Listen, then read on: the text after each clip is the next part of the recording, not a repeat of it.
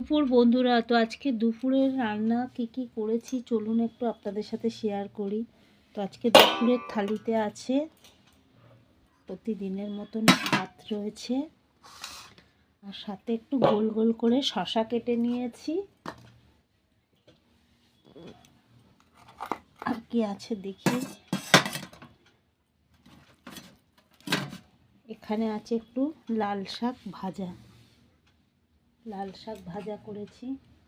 শীতের দিনে একটু মাছের ডিম দিয়ে সব রকমের সবজি দিয়ে একটা তরকারি করেছি।